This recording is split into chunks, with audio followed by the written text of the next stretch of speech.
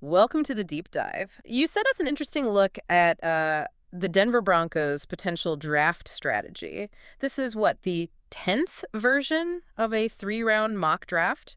From Yardbarker via SI. Yeah, exactly. Nick Kendall's piece updated just recently. And, the fact that it's the 10th iteration, well, that really stood out. It kind of underscores the constant analysis, doesn't it, as we get closer? It really does. And for you listening, you're probably wondering, like, how are the Broncos thinking? Especially, supporting Bo Nix Right. and shoring up those lines, offensive and defensive. Always the lines. Always.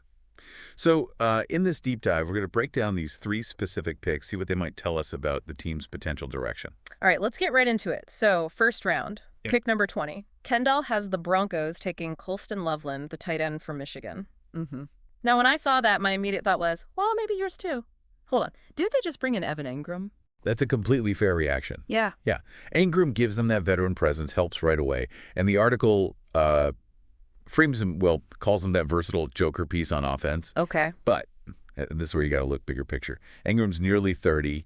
He's had, some injury issues. So it kind of raises that question. Are they truly set at tight end for the next 5 years? Right, the long haul, which is maybe where Loveland comes in. Exactly. The article presents it less as an immediate replacement for Ingram and more as a potential long-term cornerstone, a significant upgrade eventually to that whole tight end room.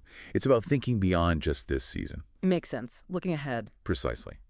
Now, Kendall does mention some initial thoughts from watching Loveland's tape at Michigan. He said, Loveland didn't always look super physically dominant, especially after the catch or maybe as a blocker. But, and this is important context, Michigan's passing offense in 2024 was, well, the article calls it anemic. Yeah, that'll do it. Limits opportunities for sure. Definitely. A struggling offense can kind of mask individual talent sometimes. Yeah. But then the combine happened, and that seemed to shift the author's view on Loveland. Okay, so what changed at the combine? This is where it gets really interesting. Loveland measured in 6'6", 248 pounds. Okay, decent size. Right. But the key thing was his size was actually bigger than his movement on tape kind of suggested. He moved better than you'd expect for that frame. And then, maybe even more telling, the news came out he played a lot of 2024 with a torn labrum. Oh, wow. Played through that. Competing through that kind of injury, especially when, the team's offense wasn't exactly firing on all cylinders, it says something. Yeah, that definitely speaks volumes about his toughness, his commitment.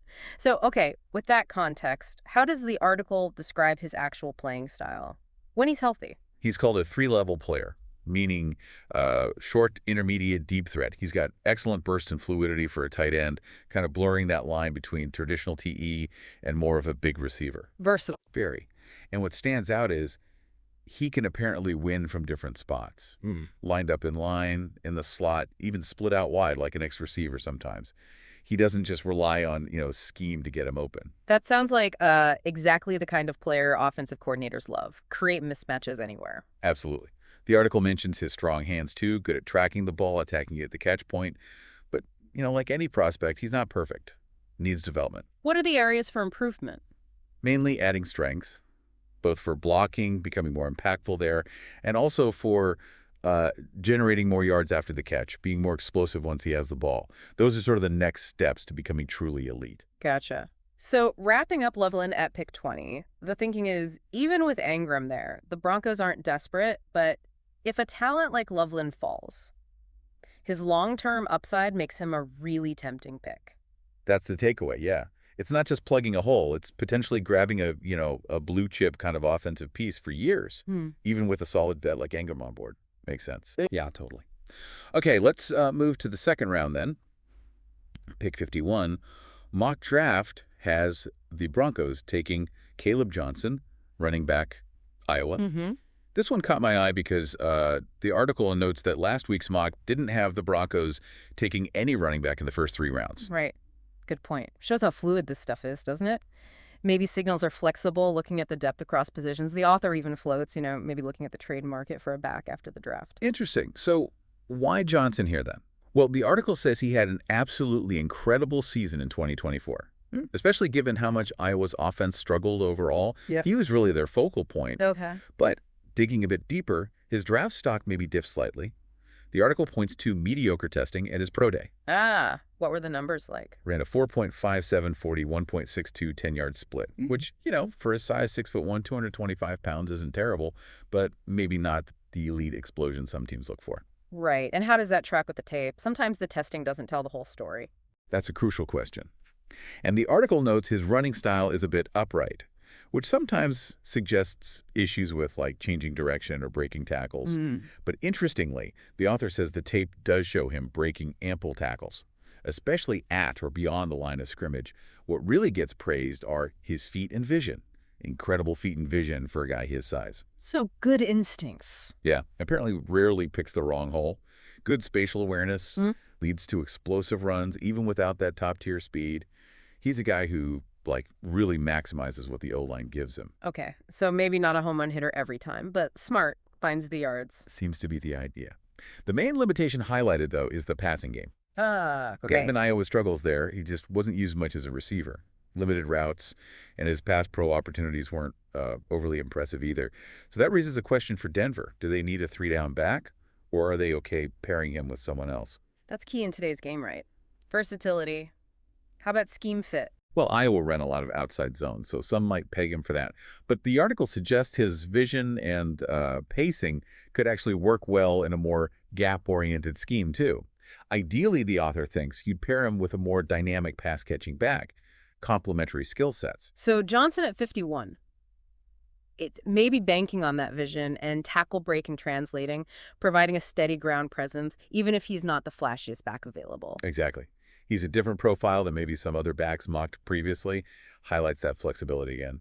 Okay, ready for round 3. Yep, let's do it. Pick 85. Savion Jones, defensive lineman, LSU. The article kind of preempts things, saying this might seem a bit early for Jones to some folks, but the author's clearly high on him, calls him a favorite mid-round D-line guy. Yeah, and says he wouldn't be shocked if Jones does go late day 2, which is right where pick 85 is. Yeah. The fit for Denver. The article sees him as potentially an ideal 3-4 defensive end, a young guy to develop behind Allen and Franklin Myers. Building depth, planning for the future there. Precisely. Looking at the physical tools. He's just over 6'5", 280 pounds, good arm length, 33.5 inches. And what's intriguing is the suggestion he could add more weight, more strength to that frame, potentially play more inside down the line. Versatility again, and athletically. The testing numbers sounded pretty good. They really were, yeah. Yeah. Ran a 4.75 40, but with a really quick 1.59 10-yard split. That shows burst off the ball. Then a 33-inch vert, nearly 10-foot broad jump. That's excellent athleticism for a guy that size, whether he plays edge or inside. Definitely suggests upside. What are the areas needing work, though? The article calls his pass rush moves raw, still developing his technique there, and needs to work on consistently playing with better leverage, getting lower. But the strengths are there. Explosive first step, uses those long arms well, high motor, good foundation. And that idea of him playing inside, it's not just guesswork. He actually did it somewhere. Right, at the Senior Bowl. Apparently got a lot of snaps inside during practices there and was consistently disruptive, making plays against the run, getting pressure. There's even a tweet referenced calling him a menace inside. Okay, so proven versatility, at least in practice settings. Yeah, which really boosts his value. And thinking about the Broncos scheme, how does he fit there? The author thinks he's well suited for that 3-4 style they run, focused on winning one-on-ones, gap pressure. He can maybe play edge and run situations early, then grow into that starting 3-4 end roll inside eventually. Good scheme fit, positional flexibility. Okay, so let's recap the specific 3-round projection you shared. Round 1, Colston Loveland, TE, Michigan, athletic target for Bo Nix. Long-term weapon, yeah. Round 2, Caleb Johnson, RB, Iowa, powerful, maybe more of a grinder type for the run game. Different style, good vision. And round 3, Savion Jones, DL, LSU, versatile, athletic, developmental piece for the defensive front. Exactly. Seems like a focus on offensive weapons and strengthening that D-line. Definitely looks that way in this scenario, but, like we always say. It's a mock draft. Just one possibility. The real draft. Who knows? It's always unpredictable. Broncos could go in a totally different direction depending on how the board falls, what their final priorities are. Absolutely. So the final thought for you listening, looking at these potential guys, Loveland, Johnson, Jones, how do you see the Broncos' offense and defense maybe starting to shape up. What kind of impact could they realistically have year one? And what big questions still linger about Denver's draft plan? It's all part of that fascinating team building puzzle, isn't it? Thanks for diving deep with us on this one.